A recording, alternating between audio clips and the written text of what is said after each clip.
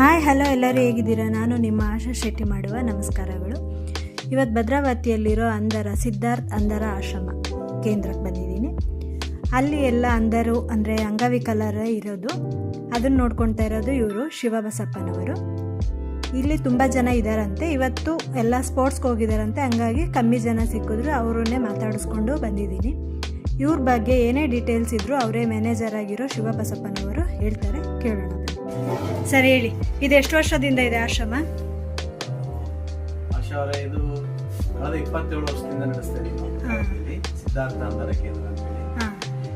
ಇದು ಎಸ್ಪೆಷಲಿ ಬ್ಲೈಂಡ್ಸ್ಗೆ, ಅಂಧರಿಗಾಗಿ, ಏನ್ ದೃಷ್ಟಿ ವಿಕಲಚೇತನರಿದ್ದಾರೆ, ರಾಜ್ಯದ ವಿವಿಧ ಜಿಲ್ಲೆಗಳಿಂದ ಬಂದು ಬೀದರ್, ಗುಲ್ಬರ್ಗ, ಚಿತ್ರದುರ್ಗ, ಮಂಗಳೂರು, ಉಡುಪಿ ಸಾಕಷ್ಟು ಕಡೆಯಿಂದ ಕಾಲೇಜ್ ಲೆವೆಲ್ಗೆ PUC ಡಿಗ್ರಿ, ಮಾಸ್ಟರ್ ಡಿಗ್ರಿ ಓದ್ಲಿಕ್ಕೆ ಬರ್ತಾರೆ. ಅಂದ್ರೆ ಇದು ರೆಸಿಡೆನ್ಸ್. ಸಿದ್ಧಾರ್ಥ ಅಂಧರ ಕೇಂದ್ರ ಏನಂದ್ರೆ ಅವರಿಗೆ ಊಟ, ವಸತಿ, ಬಟ್ಟೆ ಎಲ್ಲ ಉಚಿತವಾಗಿ ಅಡ್ಮಿಷನ್, ಪ್ರವೇಶ ಇದೆ. ವಿಕಲಚೇತನರು ಅಂದ್ರೆ ಬಸ್ ಸ್ಟ್ಯಾಂಡ್, ರೈಲ್ವೆ ಸ್ಟೇಷನ್, ಅಲ್ಲಿ ಇಲ್ಲಿ ಪಬ್ಲಿಕ್ ಪ್ಲೇಸ್ ಅಲ್ಲೆಲ್ಲ ಭಿಕ್ಷೆ ಬೇಡೋದನ್ನ ನೋಡಿದೀವಿ.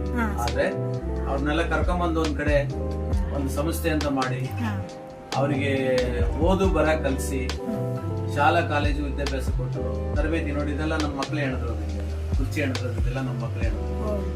ಯಾವ ತರ ಹೆಲ್ಪ್ ಮಾಡಬಹುದು? ನಮ್ದು ನಾನ್ government, actually purely non government. We are not getting any financial assistance from the government. ಸರ್ಕಾರದಿಂದ ಆಗ್ಲಿ, ಕೇಂದ್ರ ಸರ್ಕಾರ, ರಾಜ್ಯ ಸರ್ಕಾರದಿಂದ ಯಾವುದೇ ಅನುದಾನ ಇಲ್ಲ, ನಮಗೆ ಸಿಗ್ತಾ ಇಲ್ಲ.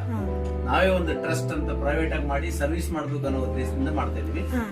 ದಾನಿಗಳು ಯಾರಾದ್ರೂ ಸಹಕಾರ ಕೊಡೋದಾದ್ರೆ, ಹಣಕಾಸು ನೆರವು ನೀಡೋದಾದ್ರೆ ಸಿದ್ಧಾರ್ಥ ಬ್ಲೈಂಡ್ ಸೆಂಟರ್ ನಮ್ದು. ನಿಮ್ಮ ಹೆಸರೇನು? ಕಾರ್ಕಳ. ಎಷ್ಟು ವರ್ಷ ಆಯ್ತು ನೀವು ಇಲ್ಲಿರಕ್ಕೆ ಹಿಡ್ದು? ಹಾಯ್, ಏನ್ ನಿಮ್ಮ ಹೆಸರು? ಏನ್ ಮಾಡ್ತೀರಾ ನೀವು?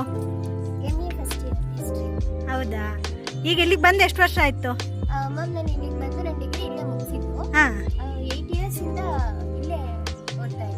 ಹೌದಾ, ಹಾಡು ಹೇಳ್ತೀರಾ?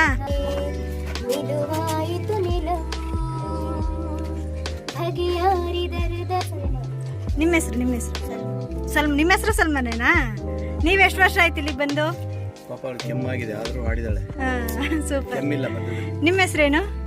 ಶಾಂತಿ. ನೀವೇನ್ ಮಾಡ್ತೀರಾ? PUC. ಇಲ್ಲಿ ಬಂದು 17 ಇಯರ್ಸ್ ಆಯ್ತು.